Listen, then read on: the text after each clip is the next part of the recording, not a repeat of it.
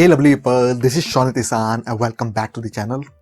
मैंने आज से कुछ दिन पहले टीपी लिंक के एक high and router WR841 HP का अनबॉक्सिंग किया था और उसमें मैंने बताया था कि मैं इसको पर्सनल लेवल पे यूज करने वाला हूं और उसके बाद मेरा क्या एक्सपीरियंस रहा है उसको मैं प्रोज एंड कॉन्स में डिवाइड करूंगा, उसका एक फाइनल रिव्यू वीडियो पोस्ट करूंगा। तो ये वीडियो टीपी लिंक के इस राउटर का रिव्यू होने वाला है और यहाँ पे मैंने प्रोज एंड कॉन्स सेक्शन में इस वीडियो को डिवाइड किया है। लेकिन वीडियो को शुरू करने से पहले मैं आपसे रिक्वेस्ट करना चाहूँगा कि अगर आप चैनल पर नए हैं तो आप चैनल को सब्सक्राइब कर ले, क्योंकि मैं आपके हमेशा इस तरह के टेक्नोलॉजी से रिलेटेड वीडियोस लेके आते रहता हूँ। तो विदाउट फर्दर टाइम को वेस्ट किए हुए हम वीडियो को स्टार्ट कर लेते हैं। सबसे पहले अगर हम बात करें इस राउटर की तो मेरा क्या एक्सपीरियंस रहा है उसको हम लास्ट में बात करेंगे। सबसे पहले हम बात कर लेते हैं प्रोज एंड कॉन्स की, और प्रोज एंड कॉन्स को मैंने यहाँ पे पेन डाउन कर लिया है। तो सबसे पहले अगर हम बात करें इसके प्रो सेक्शन में जो मैंने रखा है तो उसमें मैंने फर्स्ट नंबर पर रखा है इस राउटर के प्राइस के बारे में। प्राइस जो इसका है ये आपको वैरी करता रहता है, इसलिए मैं प्राइस को कोट नहीं करूंगा, लेकिन ऑलमोस्ट जो अराउंड प्राइस है इसका वो आपको 2K के अप्रॉक्स है।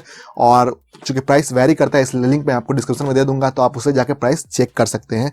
तो प्राइस जो है, प्राइस के अकॉर्डिंग अगर बात करें तो यहाँ पे एक हाई एंड राउटर है। इसका परफॉर्मेंस ओवरऑल अगर हम बात करें तो प्राइस मुझे इसका सही लगा, तो मैंने प्राइस को इसके लिए प्रो सेक्शन में डाल दिया। उसके बाद आपको सिग्नल की अगर हम बात करें तो नॉर्मल जो राउटर्स होते हैं, मैंने काफ़ी इसके जो टीपी लिंक का हो गया, उसके बाद आपको आसूस का हो गया, उसके बाद डी लिंक का हो गया, मैंने काफ़ी राउटर्स को यूज किया जिसका प्राइस जो था ऑलमोस्ट इसके डबल ट्रिपल था।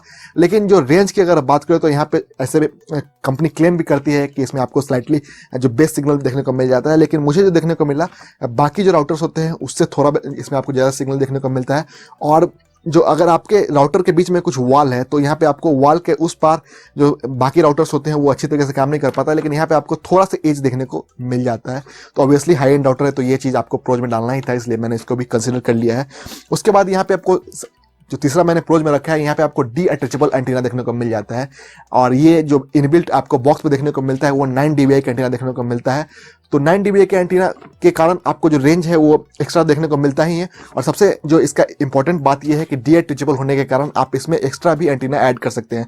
अगर आपको ज़्यादा dBi का एंटीना, 25 dBi का एंटीना, 15 dBi का एंटीना अगर आपको परचेज करना है तो आप यहाँ पे परचेज करके यहाँ पे इंस्टॉल कर सकते हैं, आप यहाँ पे अटैच कर सकते हैं। तो ये बेसिकली इस रेंज के किसी भी राउटर में आपको डी अटैचेबल एंटीना देखने को नहीं मिलता है। काफ़ी पहले जो वक्त के राउटर आते थे उसमें आपको देखने को मिलता था, लेकिन अब जो नए राउटर्स आ रहे हैं उसमें आपको डी अटैचेबल एंटीना देखने को नहीं मिलता है। तो इसको मैंने प्रो सेक्शन में रखा था। उसके बाद यहाँ पे आपको जैसा कंपनी क्लेम करती है कि यहाँ पे आपको वॉल पेनिट्रेशन टेक्नोलॉजी देखने को मिल जाता है, इसके बारे में हम पहले ही बात कर चुके हैं, लेकिन आपको यहाँ पे ये चीज़ फील होता है कि यहाँ पे एक हाई एंड राउटर है, तो ये एक अच्छी बात है। उसके बाद लास्टली मैंने जो रखा है इसमें आपको वो है इसका बिल्ड क्वालिटी, और इसका आप और लास्ट में अगर बात करें तो इसमें आपको रिपीटर के तौर पे यूज कर सकते हैं। बेसिकली जो इस रेंज के राउटर्स होते हैं उसमें आपको रिपीटर मोड देखने को नहीं मिलता है। मीन्स कि आपको या तो आप एक्सेस पॉइंट के तौर पे यूज कर सकते हैं, मीन्स कि आपको केबल्स कनेक्ट करना पड़ेगा, और नहीं तो आप उसको as a van device use कर सकते हैं, जिसमें कि आप उसमें इनरोल करेंगे और एक नया आईपी एड्रेस के साथ आप उसे स्टैटिक या डायनेमिक आईपी के तौर पे यूज कर सकते हैं। लेकिन यहाँ पे आपको ये चीज़ देखने को नहीं मिलता है। और ये हो गई। और उसके बाद अगर हम बिल्ड क्वालिटी की बात करें तो बिल्ड क्वालिटी आपको देखने में एक काफ़ी प्रीमियम फील आती है, और जैसे कि आप देख भी सकते हैं इसका मैंने अनबॉक्सिंग किया था, वहाँ पर मैंने डिटेल में बात किया था बिल्ड क्वालिटी के बारे में, तो उसका लिंक मैं आपको डिस्क्रिप्शन में दे दूंगा, साथ में आपको आई बटन पर भी देखने को मिल जाएगा।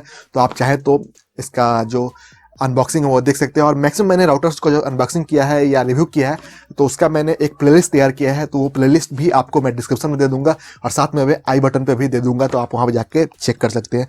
तो ये सब हो गए इसके प्रॉज की बात। अब अगर हम बात करें इसके कॉन्स की, तो कॉन्स में अगर बात करें तो सबसे पहले जो इसमें कॉन देखने को मिला है ये है कि 2000 के अप्रॉक्स का राउटर होने के बाद भी यहाँ पे आपको स्पीड लिमिटेड देखने को मिलता है। मीन्स कि इसका आपको ये 300 Mbps राउटर है, और इसमें जो स्पीड आपको देखने को मिलता है वो, अगर आप चूंकि अब FTTH का वर्ल्ड है, और कहने का मतलब कि अब जो स्पीड होता है वो गीगाबिट में आपको स्पीड देखने को मिलता है। पहले की अगर बात करें तो यहाँ पे मैक्सिमम स्पीड आपको देखने को मिलता है 10 MB, 20 MB, 30 MB स्पीड देखने को मिलता था, तो वहाँ तक तो ये राउटर सही था। लेकिन अब जो स्पीड होता है वो 1000 Mbps तक देखने को मिल जाता है, और बेसिकली कम का भी कनेक्शन स्पीड आप लेते हैं तो आपको 100 Mbps 200 Mbps तक का देखने का इजिली मिल जाता है, रूरल एरियाज में भी। तो यहाँ पे आपको स्पीड लिमिटेड देखने को मिल जाता है। उसके बाद यहाँ पे आपको जो इसका पोर्ट्स दिए गए हैं जो कि लैन वैन पोर्ट है, ऑब्वियसली 300 Mbps पोर्ट है, तो यहाँ पे वैन पोर्ट भी जो दिया गया है वो भी आपको गीगाबिट पोर्ट नहीं है। उसके बाद जो इसका लैन पोर्ट है, 4 लैन पोर्ट इसमें दिए गए हैं, और वो भी 100 Mbps मैक्सिमम स्पीड को सपोर्ट करता है। उसके बाद यहाँ पे आपको जो राउटर की बात करते हैं, यहाँ पे आपको कोई भी USB पोर्ट देखने को नहीं मिलता है, जिससे कि आप बेसिकली जो भी राउटर्स अभी रेंज में आ रहा है। नॉर्मल अगर आप राउटर लेते हैं तो वहाँ पे आपको यूएसबी पोर्ट देखने को मिल जाता है, जिसमें कि आप अगर अपने पेन ड्राइव को कनेक्ट कर देते हैं या हार्ड डिस्क को कनेक्ट कर देते हैं या एसएसडी को कनेक्ट कर देते हैं तो वो एक NAS के तौर पे काम करने लगता है। इवन आप उसमें अपने कुछ प्रिंटर्स को भी कनेक्ट कर सकते हैं, जिससे कि आप अपने नॉर्मल जो प्रिंटर होता है उसको आप वायरलेस प्रिंटर में कन्वर्ट कर सकते हैं। तो ये चीज़ आपको इसमें देखने को नहीं मिलता है। लैन पोर्ट के बारे में हम ऑलरेडी बात कर चुके हैं कि यहाँ पे आपको ये लिमिटेड देखने को मिलता है। उसके बाद लास्टली मैंने जो इसमें कौन सेक्शन में रखा है, जो कंपनी के जो आप वेबसाइट पर चेक करेंगे जब आप परचेज करने के लिए इसको जाएंगे, तो यहाँ पे आपको कंपनी क्लेम करती है कि आपको ये जो राउटर है इसका जो परफॉर्मेंस है वो काफ़ी ज़्यादा है, और मैक्सिमम जो मिनिमम जो नॉर्मल राउटर्स होते हैं उससे जो इसका जो परफॉर्मेंस है, जो इसका सिग्नल रेंज है वो बहुत ज़्यादा होता है। मतलब कंपनी ऐसा क्लेम करती है कि 2 गुना या 3 गुना तक काम करती है। लेकिन मैंने जो एक्चुअल सिनेरियो देखा है, इसका जो रेंज है बेटर जरूर है आपको नॉर्मल जो राउटर्स होते हैं, जैसे कि अगर हम बात करें TP लिंक कहीं AC 1750 की या 121250 की, तो यहाँ पे आपको सिग्नल जो है उससे बेहतर जरूर है, लेकिन आपको जैसा कंपनी क्लेम करती है उस तरीके का सिग्नल देखने को नहीं मिलता है। वॉल पेनिट्रेशन टेक्नोलॉजी भी है, तो अगर आपका घर जो है सो बहुत बड़ा है, 10,000 स्क्वायर फीट जैसा कि कंपनी क्लेम करती है, उस तरीके का घर है, तो आपको 2 राउटर यूज करना पड़ेगा, या रिंग सीरीज में जो राउटर आता है जो कि आपको 15 या 20,000 के रेंज का राउटर होता है उसको आपको यूज करना पड़ेगा। आप इस राउटर को भी यूज करके, ऐसा नहीं है कि आपका 10,000 स्क्वायर फीट का आपका घर है तो आप पूरे घर में अपने सिग्नल को सर्कुलेट कर देंगे। तो ये सब बात था, मेरा प्रोज एंड कॉन्स की बात किया रहे, तो ये सारे प्रोज एंड कॉन्स को मैंने डिवाइड किया मेरे एक्सपीरियंस के अकॉर्ड भी। अब अगर बात करें मेरे ओपिनियन की कि आपको ये राउटर परचेज करना चाहिए या नहीं परचेज करना चाहिए, तो डिपेंड करता है कि आपका यूज क्या है और आपका स्पीड जो मैक्सिमम आपका जो ISP का स्पीड है वो क्या है। अगर आपका ISP का स्पीड जो है सो आपको 100 या 200 Mbps के नीचे है तो आप इस राउटर को परचेज कर सकते हैं, और आपके लिए 5 GHz पे यूज करना जरूरी नहीं है, और आप 2.4 GHz पे यूज कर सकते हैं। और NAS को भी अगर आप यूज नहीं करते हैं देन आप इसको यूज कर सकते हैं। कहने का मतलब कि अगर आप नॉर्मली 1000 या 1200 का राउटर यूज करते हैं तो अगर आपको कोई ऑफर वगैरह देखने को मिल जाता है या थोड़ा और रेंज के लिए आप इस राउटर को परचेज कर सकते हैं। लेकिन अगर आप एक हाई एंड यूजर हैं और आपके लिए 5 GHz भी इंपॉर्टेंस रखता है, आप NAS भी यूज करना चाहते हैं और आपको बहुत सारा सेटिंग्स में आप खुद से ज़्यादा ट्विक करके यूज करते हैं, तो आपको ये राउटर परचेज नहीं करना चाहिए।